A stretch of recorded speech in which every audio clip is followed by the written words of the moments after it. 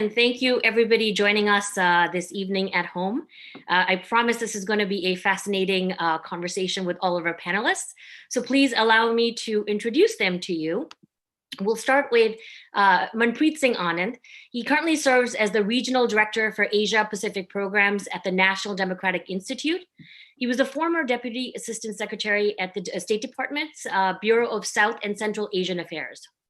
We're also joined by Nisha Biswal, who's the president of the US-India Business Council, and she was the former Assistant Secretary of State for the South and Central Asian Affairs at the State Department. We're also joined by Mushtaq Ganja, who is the current Chief of Staff and Vice President at the American Council on Education. He was the former Chief of Staff at the Office of the Undersecretary at the US Education Department. And finally, we're also joined by Suhas Subramaniam. He's currently a delegate at the Virginia House of Delegates, and he's a former White House policy advisor White House policy advisor and special assistant for technology policy. So thank you all very much for joining us this evening. And all of us are wondering, with respect to the panel on being Obama alumni. So if you could tell us just a little bit about your time during the Obama administration, whether you were a political appointee, what your role was, and just a little bit about your day-to-day. So why don't we start with Manpreet? Sure, thanks Neha, and thank you for organizing this event. It's a real privilege to be here amongst all of these colleagues. In terms of your question, so I was a political appointee in the Obama administration. And as you mentioned, my titles, Deputy Assistant Administrator for USAID and Deputy Assistant Secretary of State. These were fancy titles that basically meant I was part of a leadership team that helped to shepherd the foreign assistance and key bilateral relationships in Asia, and in particularly South Asia. During my time in the Obama-Biden administration. I think what's important to remember of that time is that there was a real focus on the Indo-Pacific region as a strategic foreign policy priority. And so we were a part of a leadership team that did a number of things. We sought to bring the US-India bilateral relationship to new heights. We provided rapid response efforts to natural disasters that happened in the region, like the Nepal earthquake in 2013. And we took advantage of opportunities as they emerged in surge support, diplomatic and otherwise, when there were opportunities to build relationships with various countries in the region, such as Sri Lanka when there was a historic election in 2015. And so what I take away from my day-to-day work when I was in the Obama administration is frankly that I worked with some of the best professionals and most patriotic public servants I had ever met. I think, and I hope actually, that I made as much an impact with my presence and my time there as I could, because they have just so richly devoted their careers to doing service for the American people. And you always wanted to rely on those professionals so that you can make the right decisions. And so that's what I remember about my day-to-day. Part of the fun, actually, in being part of the Obama-Biden administration was that there wasn't a typical day. And so there was always something coming at you that you learn from and you start to contribute towards. And it truly was a privilege of a lifetime to serve in the Obama-Biden administration. That's so comforting to hear. And I think you're being humble when you say it was just fancy titles, because there's certainly a lot of work that goes into that. And you're speaking about sort of US-India ties, and I know that you definitely had an impact with the work that you did. So thank you so much for that. Turn it over to Nisha, your role and your thoughts. Well, thank you so much, Neha. And it's really wonderful to be part of this conversation today. I had the great pleasure of working with Manpreet at USAID and with Dr. Raj Shah, who was the administrator of USAID, and just one of the many Indian Americans that served in the Obama-Biden administration. In the second term, I had this wonderful conversation with Dennis McDonough and Jake Sullivan and presidential personnel. And they said, one of the things that we really want to do is elevate the relationship with India. And, we would like for you to take on the leadership of the South and Central Asia Bureau at the State Department and see how we can really advance US-India ties and take them to another level. I was, of course, very humbled and frankly, a little bit intimidated to have such a expectation put on my shoulders, but also just really proud that the Obama administration, that the president, the vice president, the secretary of state put that confidence in me to shepherd this relationship.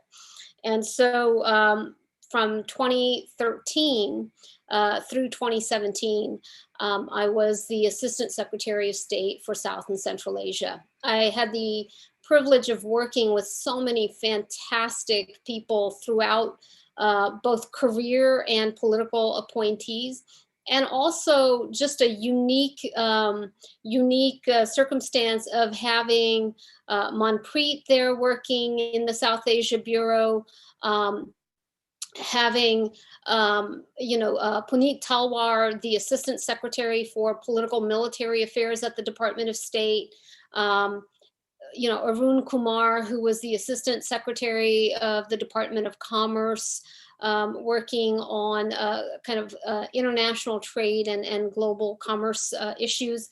And so just a really strong showing of Indian Americans in foreign policy.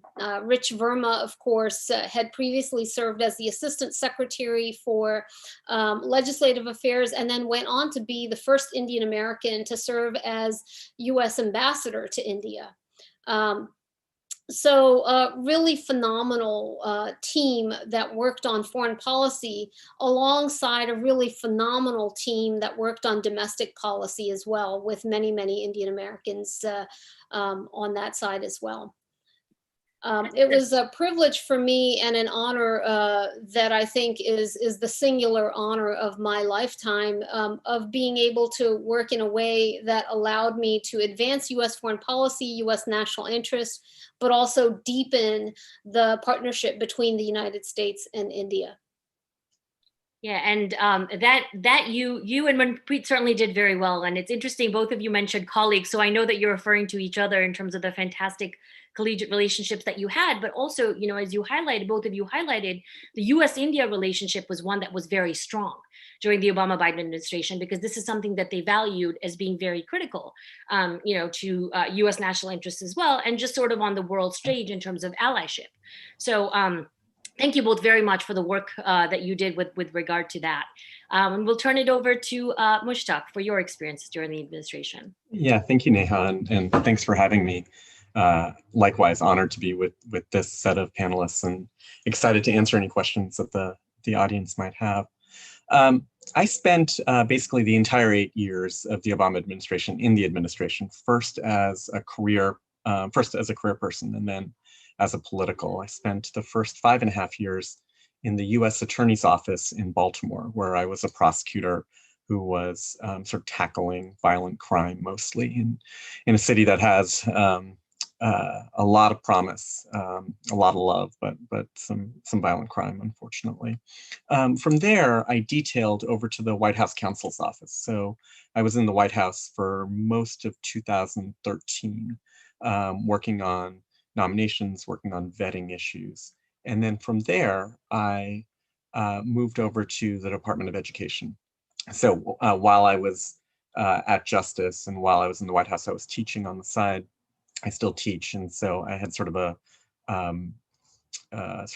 serious interest in higher education policy, and moved over to the Department of Education, where I was chief of staff to the person who's sort of running higher ed for the Obama administration. So was able to see sort of the full range of issues that were related to higher ed, and was able to work on the sort of the main priorities of the Obama administration: access, affordability, completion, getting our students to college, through college, and then helping them sort of be able to afford college and be able to pay for it afterwards. So, like Nisha, like Manpreet, it was an honor to be able to work with just the most talented set of political and career appointees. I mean, everybody rowing in the same direction, folks really having a North Star of a common purpose, and then, trying to get as much done as we possibly could in a few years. So,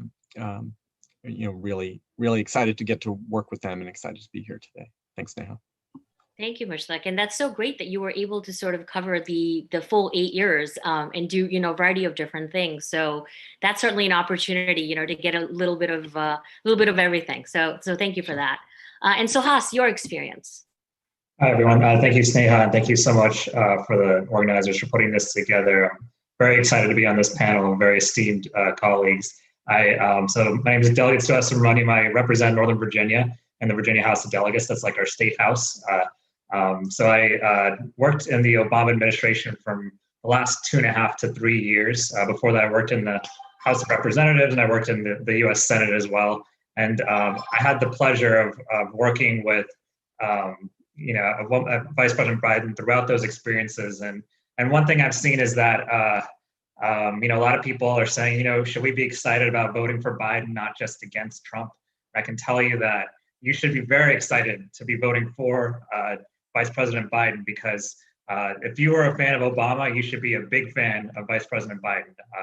A lot of their strengths are the same. They're both very open-minded. They're both very in tune with the facts. They listen to smart people. They surround themselves with good people. Those are things that this president has not done.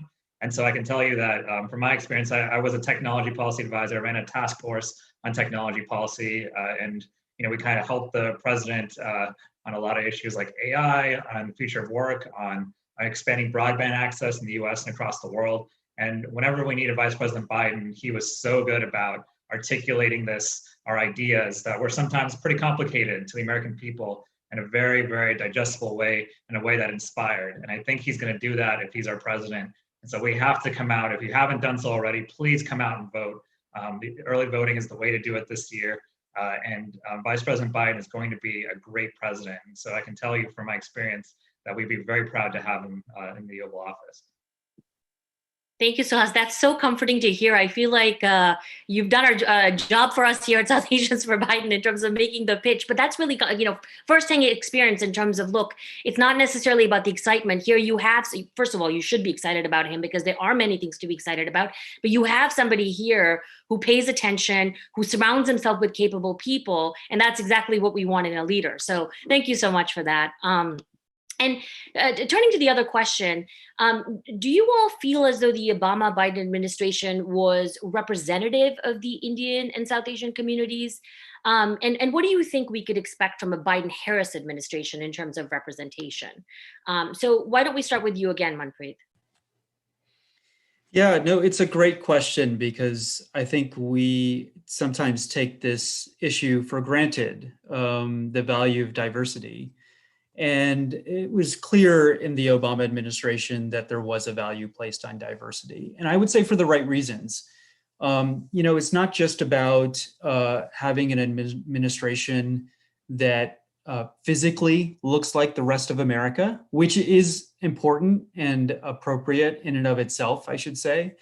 But I think there was an emphasis, and I think a Biden-Harris administration would also put an emphasis on this, on why a diverse representation within government is important for public policy. And I think this sometimes gets lost in the mix. It's not just about getting faces like this, but it's also about getting diverse perspectives, that you have an administration that has really committed to the American project in a way, that recognizes the true value of America is actually bringing all of these diverse voices and perspectives together so that we can have the best possible public policy decision-making that we can. Because you are accounting for people with different backgrounds, you're recognizing that different communities have different sets of issues and contexts and cultures to address.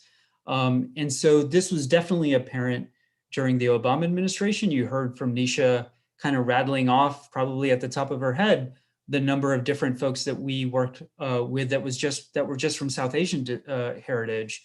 But it was true across the entire, I would say, political appointment class. And I think that sends a message. It sends a really important message that government is a place for everybody and for all these diverse voices to come together so that we can do right by all of the American people. So I fully expect that to continue in a Biden-Harris administration. That's amazing. And, as you're mentioning, it's not necessarily just checking off a box, but it's really the perspective, and it's representative of this country. So that's the rich value in that. So over to you, Nisha, for your thoughts. Well, first of all, I agree with everything that Manpreet said. I think Vice President Biden has quoted, I think, in a number of public events that while the Obama administration had the record for the largest number of Indian Americans and South Asians serving in the Obama administration, that he had every intention of actually surpassing that record. So I think that that's something we can all be proud of, excited about, and look forward to.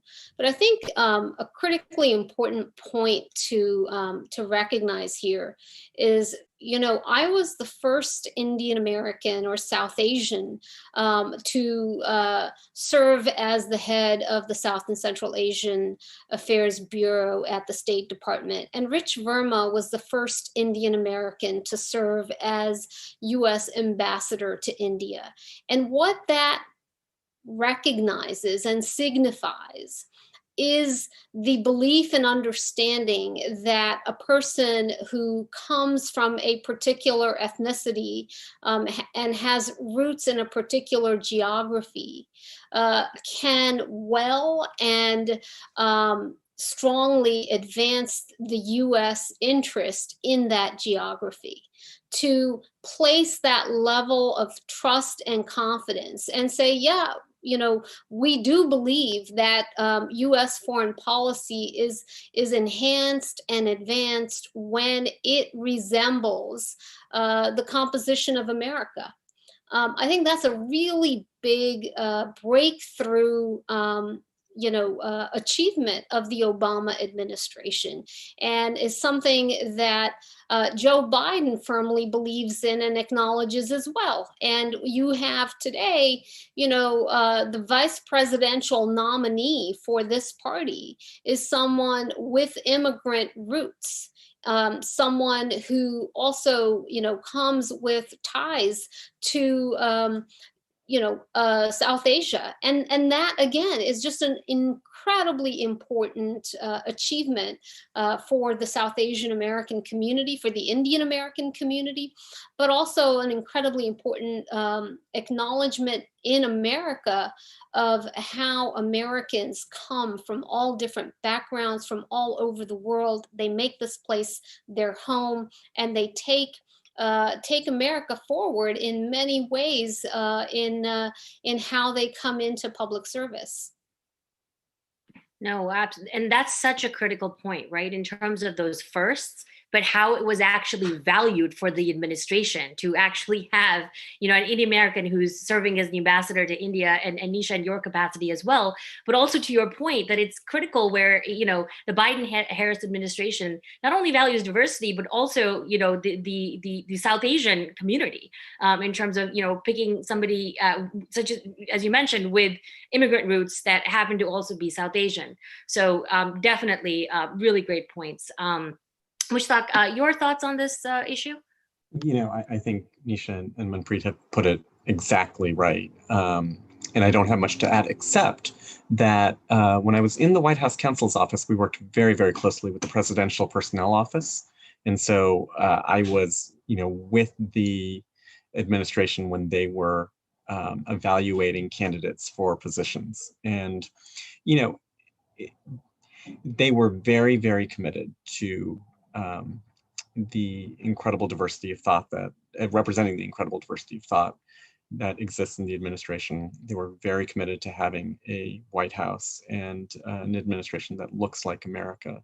And, over and over, I saw instances of, making sure that the full slate of possible candidates was put forward, so the decision makers had multiple people to look at for positions. I thought that was exactly right. And because a full slate was put in front of decision makers, I think it was often the case that Indians and Indian Americans were able to serve in positions that they might not have been able to if there were the sort of same old network that had been used in previous administrations. So I was very proud to serve, very proud to work on issues of personnel. That's actually so encouraging to hear that it wasn't just about, oh, well, this is my network. It's like, no, here is an actual slate that is, representative of, America. And also here's the talent and the experience that they bring forth. And that's what you want from your leadership and expect that. So very comforting to hear that that was what happened during the Obama-Biden administration, and certainly what we can expect from a Biden-Harris administration moving forward. So thank you for that, Mushtaq. And last but not least, over to you, Sahas. Thank you. Yeah, I mean, I think I'll echo what everyone else said on, Indian Americans being a part of the administration and, being hired up and down. I mean, Vice President Biden had several on his staff in the White House and throughout the years, even in the Senate. I'll say that, as far as who's actually going to be better for the Indian American community as a whole and who's going to represent Indian Americans on issues, I hear a lot from Indian Americans and my neck of the woods that are supporting Trump, and they say it's because Trump is more India friendly and Trump is cares about Indian Americans more, and he's more fiscally conservative, so he's going to protect our interests a little bit more. Someone even just asked a question about that. I'll just I think sometimes I think we understand now that this president, this administration likes to bend the truth a little bit, and so the message coming out from there is that we are fiscally responsible, which is not true. They've run up a huge deficit. For what? For tax breaks for the rich, for the richest Americans, not upper middle class or middle class Indian Americans, but the richest billionaires and corporations. And, they haven't come to bat for Indian Americans on the issues that we care about, like education. As a state legislator, I'll say that, we have to spend a lot of money on education, and, we can't take from highway funds because the federal government hasn't funded highways in a really long time. So we have to spend money on roads that the federal government should be paying. That's less money for education. That's less money for healthcare. That's less money for all the issues that Indian Americans care about on a day-to-day basis. We are not getting funded on a very basic level because of the Republican Party right now as it's currently constructed. And so to say, don't ever let a Republican tell you that they're fiscally responsible, because they're really not. We've had nothing but income inequality increase, and that's not coming into the pockets of everyday Indian Americans at any level, whether it's upper middle class or whether it's, those who are still trying to make it. So, I'll say that I think when it comes to the actual issues that affect you as Indian Americans, you really need to come out and vote for Vice President Biden. That's actually a really, really good point, because that's something that we hear on a regular basis too. And there's certainly a lot of misinformation. But as you're saying, I mean, if you have to take money out of one pot and you don't have enough for the other, how is that actually helpful to us if our children are going to school and we just don't have enough money to fund them? And so the amount of misinformation that's out there is glaring. But this is why we're having an event like this tonight for folks who've been a part of an administration to highlight, look, this is what can be done. This is not fake. This can happen, and what we can actually expect from a Biden-Harris administration moving forward. But Suhas, really, really great points about that, because we've been struggling with that as well. But I think you made a really good case for why that's not the case with some of the misinformation with the Biden-Harris ticket. Nisha, moving on to you, and I know a lot of people want to hear about this, is where do you think the U.S.-India ties fit into a Biden-Harris administration, and how will that actually be different from the Trump administration? That's a great question, Neha. Let me just say, for so many of us in the Indian American community, we have spent so many years really striving to advance and elevate the relationship between the country of our birth and the country of our citizenship, of our residence, and where we have made our homes, our families, and our future. And a large amount of credit goes to the Indian American community for really, you know, bringing the U.S.-India relationship to where it stands today. What I think the Biden-Harris administration fully embraces, understands, and will put into motion after January 20th is that India today is a global power. It is a key actor on the global stage. And there's virtually no challenge that we're facing in the world today where engaging India and leveraging the capabilities and the commitments of India is not of utmost importance. And so I think that a Biden administration, which is so committed to strengthening our global alliances, investing in global institutions, and really reinvigorating a rules-based international order. A Biden administration will see India as being a central part of all of those goals and objectives, and a partnership that is at the very top in terms of priorities for the United States. Barack Obama said, I think it was about 7 years ago, said that the U.S.-India relationship was the defining partnership of the 21st century. And I think Joe Biden and Kamala Harris will certainly put India as amongst the very, very top of priorities as they look to strengthen America's standing in the world. That's actually really encouraging to hear, Nisha, and especially as somebody in that space who has worked during the Obama-Biden administration. But yes, I mean, India is a critical country, and taking the torch from the Obama-Biden administration then and moving it forward with the Biden-Harris administration to only strengthen that relationship, and also the global institutions, as you talked about, is paramount. So yes, there will be a even stronger relationship with U.S.-India moving forward. So that's very encouraging to hear. So let me turn it to you, Manpreet. In terms of the experience that you've had at the State Department, and also, you served as the Deputy Assistant Administrator at USAID, and currently at the NDI. What sort of emphasis do you think would be placed on your work in a Biden-Harris administration? And what do you foresee would be the role of the United States on the world stage and in shaping democracy more broadly? Well, thanks, Neha. I think that is such an important question today. What is the value of democracy, and what role is the United States going to play going forward on democracy? And so while I'm not a part of the Biden-Harris campaign, what I would say is that I think there are a few things that administration would have to focus on in terms of foreign policy. And first and foremost, it would be to restore American leadership for democratic values. I think we will have to see a foreign policy that is centered on democracy itself. When I was in the Obama-Biden administration, I always felt that our foreign policy was best when it adhered to both our national interest as well as American values. And those values always centered around democracy, the values of transparency, accountability, inclusion.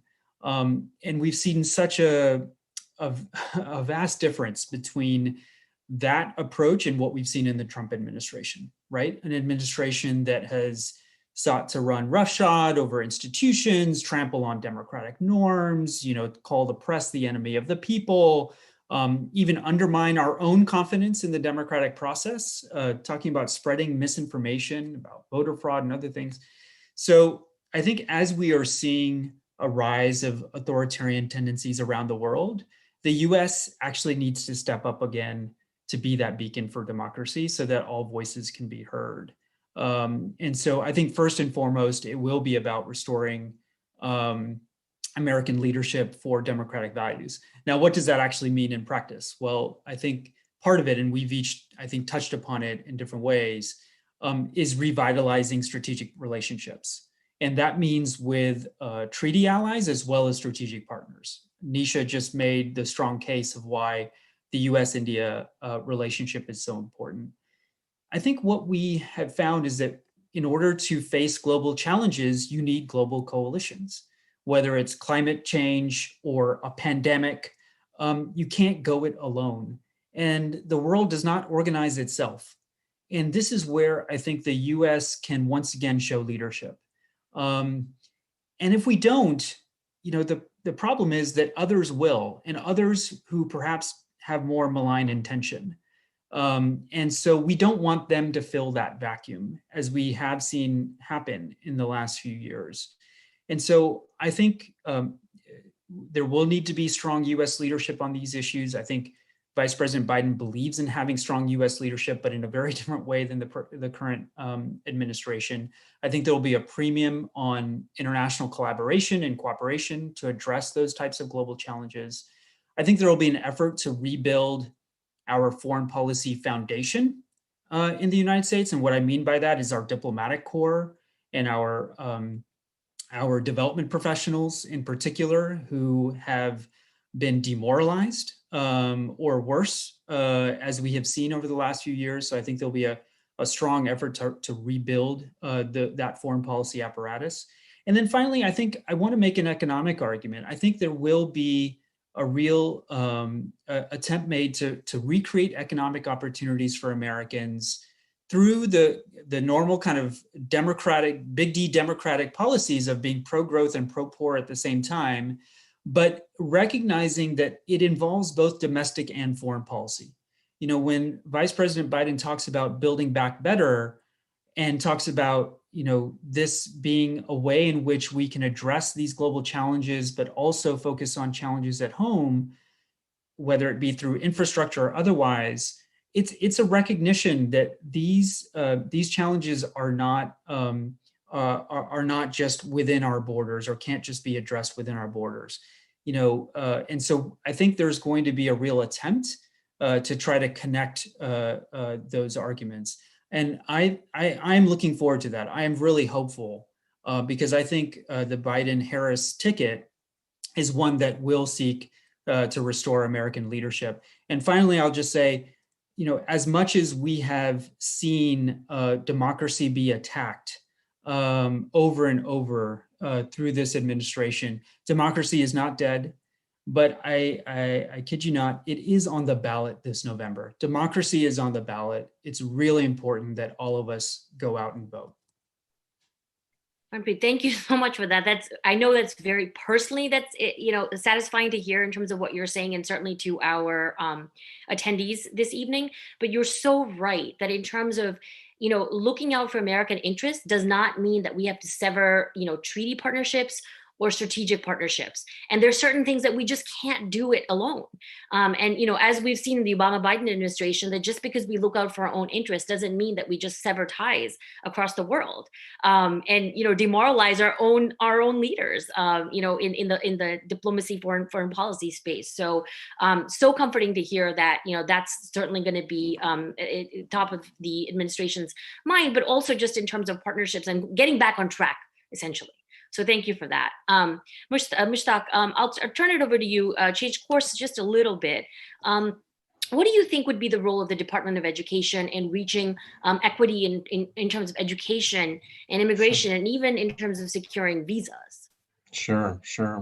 Well, the Biden administration, or the Biden campaign, has put out a whole set of very, very exciting sort of policies related to higher education in particular, focused on access, focused on affordability. They have a very cool free community college program and platform. They're running on sort of a nice, cool apprenticeship program. They've pledged to double Pell, make loans more affordable. cracking down on bad actors in the education space. But what I thought I might spend a second on is that last point about foreign students, and I might highlight how different Biden and President Trump are on this question of international students. So, one of America's big strengths forever, for the last 100 years, have been our colleges and universities. They are the gold standard of the world. And when people come here from other countries to study, they stay, and they raise families here. They pay taxes. They improve our society in a myriad number of ways. And it's been a bipartisan thing for Americans to be proud of, our colleges and universities and the foreign students that we attract, until President Trump came into office. Trump has done a 180 on these issues, and he is right now trying to limit the number of international students that can study in the US. Just this week, he has proposed some new rules on H-1B visas that will serve to limit the number of international students that are able to serve in America. And analysts think that this will especially target Indians and Indian Americans. Under these new H-1B rules, Sundar Pichai may not have been able to be here and stay here. The CEO of Google. My parents wouldn't have been able to come and stay. They came in the late 60s to study at American universities at USC. My dad got a degree in mechanical engineering, but he ended up his first job was in finance, and he ended up doing things related to business and not engineering. He wouldn't have been able to stay under these new Trump guidelines. Next week, we expect rules from this administration on what we call duration of status, how long somebody can stay with a visa. And the Trump administration is trying to limit the amount of time that international students are able to stay here on a visa. Our colleges and universities are totally against this. They think it's an existential threat. Our colleges rely on international students for brain power, for sort of diversity, for the culture that they bring. I mean, foreign students have always been thought to be, extremely important. The Biden administration will be, you couldn't think of an issue in which they're going to be in more of a different place than the Trump administration on this. I think that they can change some of these proposed rules very, very quickly. We have some 200,000 Indian students currently studying in the US. Trump administration wants to bring that number down. The Biden administration would look to raise that percentage. He's always been very supportive of foreign students, families. There's a set of reforms that he's proposed to sort of streamline the green card process. But, the first thing, honestly, is to change the mindset about the value of international students. The Trump administration has an America First policy that, really means that they are trying to keep American universities to, American citizens, period. And, it is not too late for us to change course on this. And a Biden administration, I think, would be in a very, very different place. And it's crucial, I think, to the strength of our colleges, to the strength of all of us, to be able to have a strong set of international students be able to study here. No, that's very alarming, but also comforting to hear that this is not something that they can be reversed course quickly, right? And the fact that there's 200,000 Indian American, Indian foreign students here that may be suffering, just every week if something else is coming out. I mean, what does this look like for them? And I'm sure all of us know at least one foreign student that we interacted with in college, and just the impact that they've had on American society, right? And America First does not mean America only at the end of the day. Right.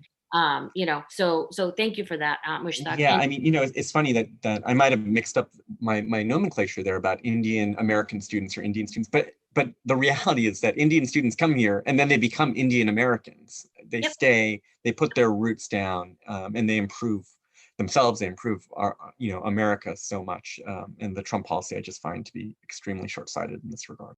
and they progress and they contribute and they have children who then do the same, and this is how society evolves. So yeah, no, absolutely, Mushtaq. And really quickly over to you, Suhas, with respect to your experience with the technology task force that you led. What do you think would be the role of the White House Technology Task Force? And specifically, how would the administration address jobs, the economy, and helping small businesses? Yeah, absolutely. I mean, the technology task force, Vice President Biden was a big part of that. And then when Trump came into office, a lot of the technology and especially the science staff got cut and hasn't really come back since. There's really been a devaluation of science in general in this administration, as we've seen through this pandemic. And I think that with Biden back in office and back in the White House, you're actually going to see real science being discussed in the White House instead of the latest conspiracy theories. It's just the reality of it. And there's been a lot of talk when it comes to technology, but there hasn't actually been any action on some of the issues that are actually affecting the workforce. So the automation of jobs, globalization's impact on the economy. Those were things that we were seriously discussing throughout the end of the Obama administration on how we're going to tackle these important issues and critical issues. And unfortunately, the work just kind of, got cut short, and nothing's really happened since then. So I look forward to having more scientists, more technology experts back in the White House, back in the administration, who don't have a corporate agenda like most of the folks who are in positions of power do in the Trump administration. And I look forward to actually trying to address these issues head on instead of trying to blame immigrants for all these problems, which is what's happening in this administration. No, absolutely. It's anything great. Oh, it's because of me, President Trump. Anything bad. Oh, well, it's the immigrants, so yeah, no, it doesn't work that way. So thank you all so much for that. I really, really appreciate it. And I think that we've certainly learned a lot in terms of what you've shared today. So very, very much insightful. So I think people are probably wondering, all right, what do we do? How do we make sure that everything that you've said is going to be captured? How can I help to make sure that we elect the Biden-Harris ticket? At this point, the most important thing that everybody can do really is phone banking. Well, first of all, voting, I should say. So make sure that your vote counts. And then second of all, phone bank. So you can encourage other people to vote, and also share some of the information that you've heard tonight, because some of this clears up the misinformation that I know all of us have essentially been hearing. I mean, it's important to hear that a Biden-Harris administration is only going to strengthen U.S.-India ties. It's going to, revive these almost dying allyships that have, relationships that have been severed. We are going to make sure that, like the double Pell that you're talking about, Mushtaq, we're not going to be blaming immigrants. There's going to be diverse perspectives. There's going to be a slate full of capable, talented folks in the administration. So how do we do that? I'm going to actually drop in the chat ways that you guys can get involved with respect to phone bankings. We certainly have recurring phone banking opportunities, every week. So please vote. Make sure you have a plan to vote. Pick 5 people from your friends and family. Make sure that they go to the polls, whether, they go to the polls on voting day, they've dropped their ballot off, whatever it takes. And then make sure that you can call another Desi voter, right? That the impact that we found with the South Asian connection, speaking to another South Asian household, where you introduce yourself and say, hey, I'm another person, this is why I'm supporting this ticket, has been so significant.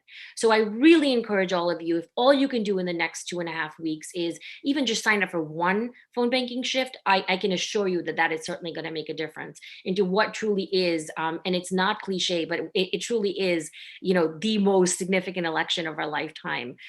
All of this is on the ballot in November. So thank you so much for tuning in. We do have a little bit more information for you. I will drop the information about phone banking and things in the chat for you.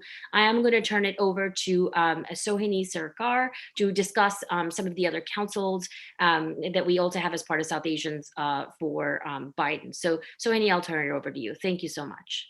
Sure. Thank you, Neha ji. Namaste and happy Navratri to all our speakers, moderator, and attendees. My name is Sohini Sarkar, and I'm one of the co-chairs of Hindu Americans for Biden. We have had many wonderful events in the past few months, including events highlighting the experiences of Hindu Americans, the Dharma of voting, and the importance of the Indo-Caribbean community in the upcoming election.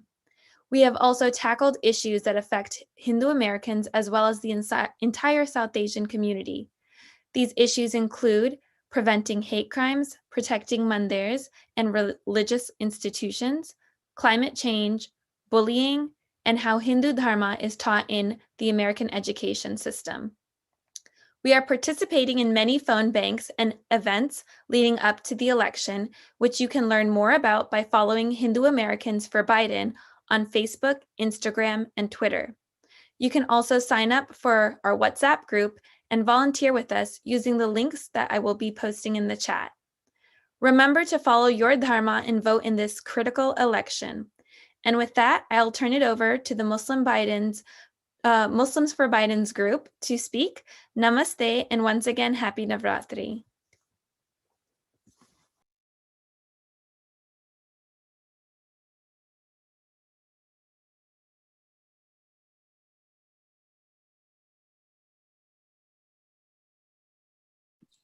Do we Is have Sikh Americans for Biden there?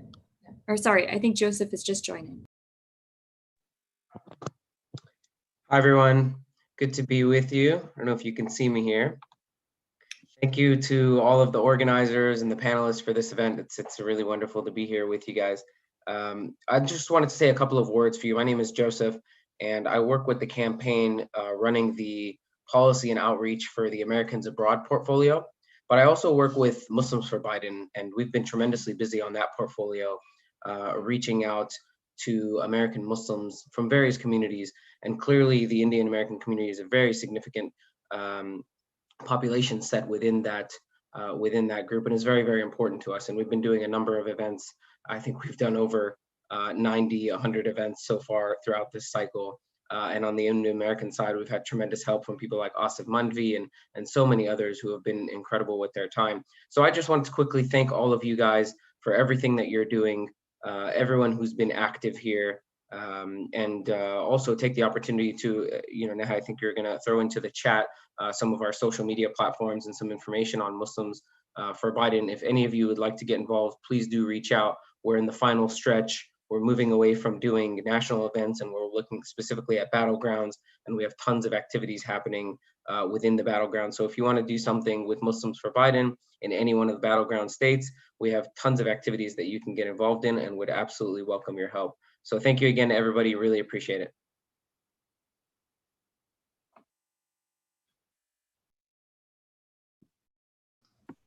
turn it over to Sim, perhaps, for Sikh Americans? Yep, there we go, Sim. Thank you, Neha. Thank you, South Asians for Biden, for hosting this event. I'm Sim Singh. I serve as the National Director for Sikh Americans for Biden. And Sikh Americans for Biden is excited to co-sponsor this event with its inspiring lineup of speakers. And if anything, today's lineup of speakers demonstrates the South Asian community can play an influential role in the highest levels of government. And with the Biden administration, we will see more of the people who look like us in government, which is really amazing. Yesterday, Sikh Americans for Biden had a panel where we had Valerie Kaur present Sikh perspectives on civic power and civil service. And we also had Mayor Ravi Ballabh Hoboken share perspectives on how voting in large numbers will give our communities a seat at the table. And topics of earlier panels have addressed bullying and anti-Sikh discrimination. And over the next 17 days, Sikh Americans for Biden will be sharing more information in Punjabi to reach a broader base of the community. I would encourage everyone to ask their Sikh American friends to join us on social media. We're on Facebook, Instagram, Twitter, WhatsApp, so that they can remain in the loop. And Sikh Americans for Biden is also phone banking every Tuesday in key swing states, calling other Sikh Americans to help turn out that vote. And with your help, we'll make Joe Biden our next president of the United States. Thank you. Thank you so much, Sim. I'll turn it over to you, Sanjeev. I don't know if there's a few questions that we want to have answered, or we have a little bit of time, but I'll turn it over to you. Sure. Thank you, Neha. This has been such a fantastic event. We do have a little bit of time left. We have about 7 or 8 minutes, just being respectful of people's time. But and we'll get to some questions. But this has been such a fantastic event. The speakers have been so inspirational. And Neha, thank you so much for moderating. Praveen, you as well. The passion with which these our speakers have served in the previous administration just comes through loud and clear. And I would encourage anyone that's part of this event today, if you are thinking of public service as a career, let this be your moment of inspiration to do it, whether it's as a political appointee, as a civil servant. This country needs talented people in public service. And I'm sure that, hopefully a Biden-Harris administration will as well. I just want to say one quick thing before I turn it over to questions. I want to thank the Indians for Biden volunteer team. You know who you are. There's too many of you to name, for putting on this fantastic event and all the lovely work you've done behind the scenes, working really hard. There's at least 7 or 8 of you led by, on a day-to-day basis, by our Deputy Director, Manpreet Patel. So thank you so much for putting this event on. And with that, let me move over to the Q&A from the attendees. There's a couple of questions. I know there's people from the media on the line, and there's several attendees that have asked questions as well.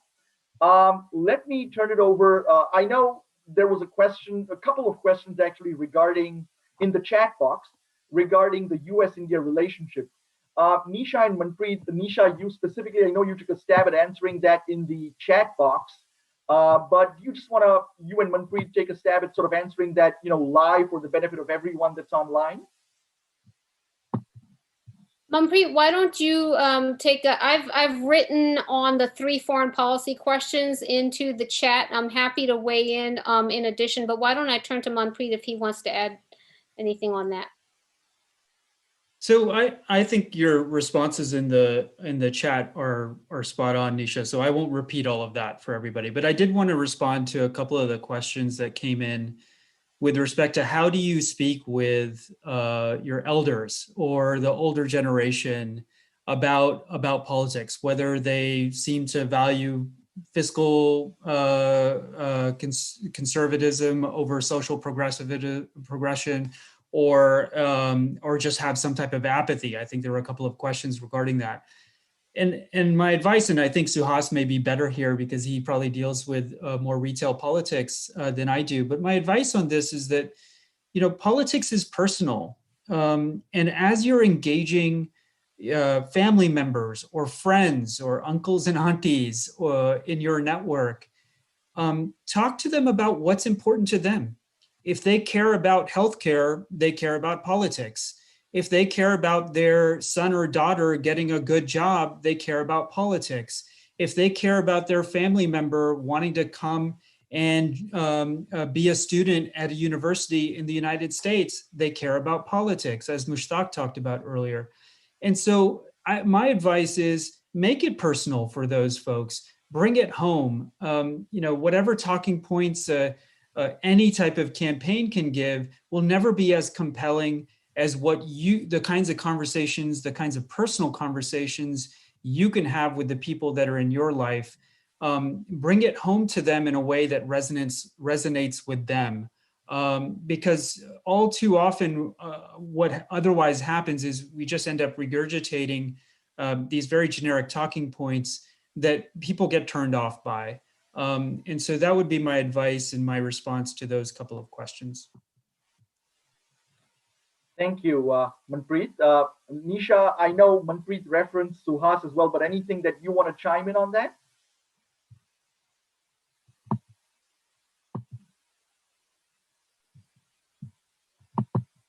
Sorry, okay, yeah. Yeah, no, I think Manpreet answered it. And I think, now is an important time to have conversations that say that, first and foremost, this election is about the future of America. It's about our place in that future. We as immigrants who have made this country our home, who have invested so much into contributing to this society and have made this the home for our children, our grandchildren. What kind of an America and what kind of a future do we look to? And I think that is fundamentally on the ballot in this election.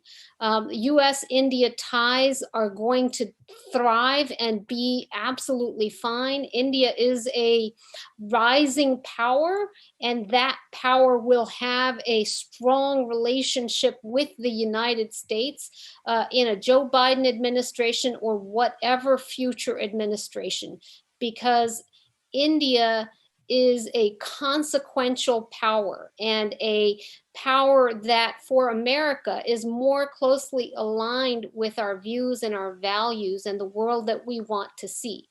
But what we cannot take for granted is that America itself will continue to be the country that espouses those values that drew us here in the first place.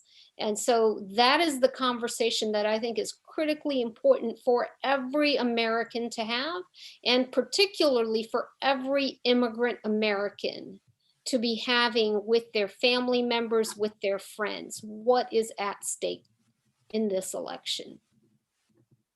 Thanks, Manpreet. Thanks, Nisha.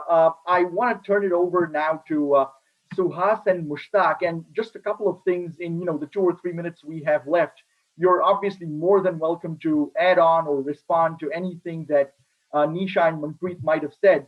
But I do want to specifically address from the Q&A box one question to both of you, which is a little bit more on the domestic side of things.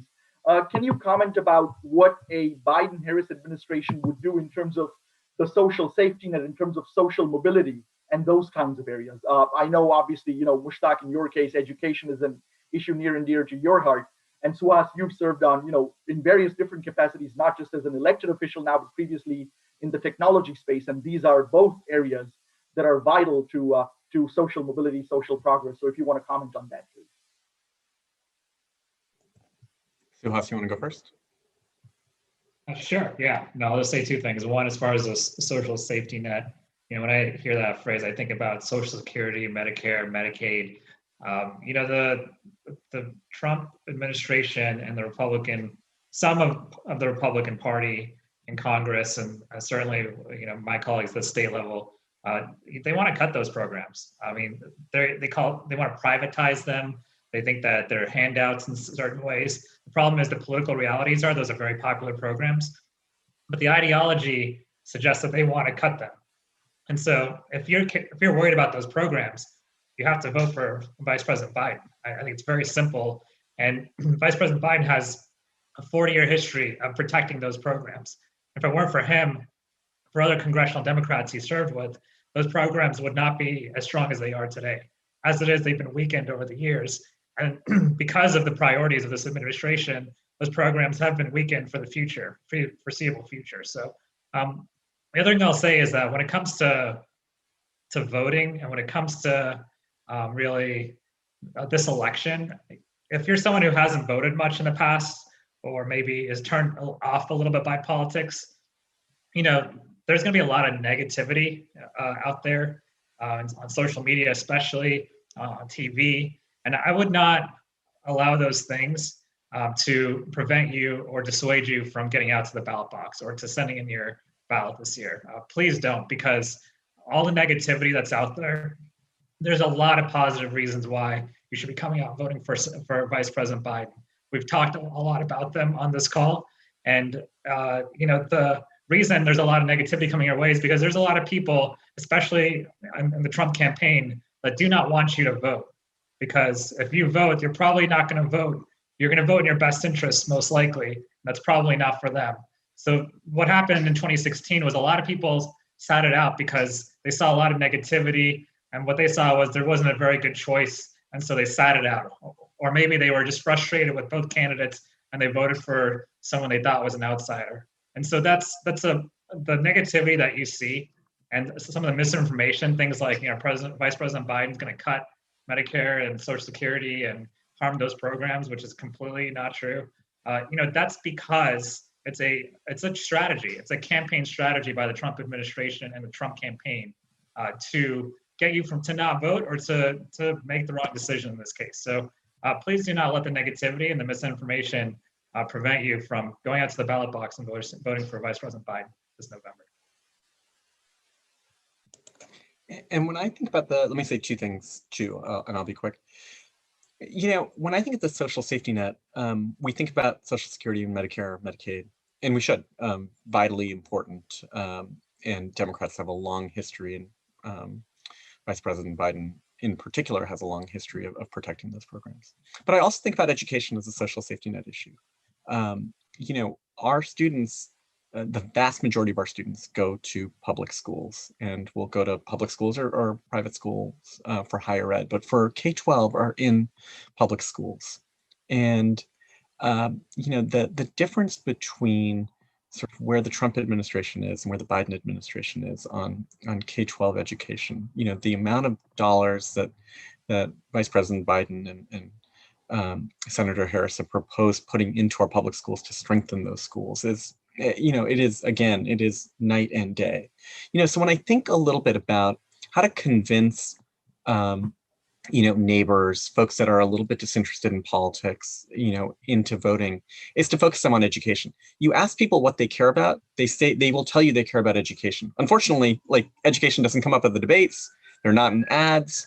But the difference on this very core issue for our community, really couldn't be more clear. Other issues, complicated. Education, not complicated. Vice President Biden and Senator Harris care about this, very deeply. Vice President Biden's wife, Dr. Jill Biden, is a teacher herself. We worked very closely with her and her staff when I was in the Obama administration. So to the extent that you're thinking about how to convince people, I think going back to basics, the social safety net questions are really important. And education, I think, is one of those social safety net issues. Fantastic. Thank you so much, Mushtaq, Nisha, Suhas, Manpreet, and Neha and Praveen for moderating this as well. This has been such a wonderful program. It really warms my heart to be part of this program with such inspirational people. One thing I will say is I'm going to echo what Neha said a short while ago. Get involved, phone bank. The most important thing is that we have a Biden-Harris administration on or shortly after the 3rd of November. And with your help, we are going to get that done. So get involved, phone bank, and we'll make this work together. Also on the chat, I did receive a lot of questions, and in the Q&A box, how do I get involved with Sikhs for Biden, Muslims for Biden, Indians, South Asians, Hindus for Biden, etc. Feel free to email me. My email is sanjeev.joshipura. You'll see my name on the screen there under my picture, sanjeev.joshipura@gmail.com. Email me and I'll make sure that as the National Director of the Indians for Biden volunteer group, that your query is directed to the appropriate person. We love your involvement, love your passion. Thank you all so much for attending. Thank you for your time. Thanks to the panelists and the moderators, and have a nice evening. Thank you. Thanks all.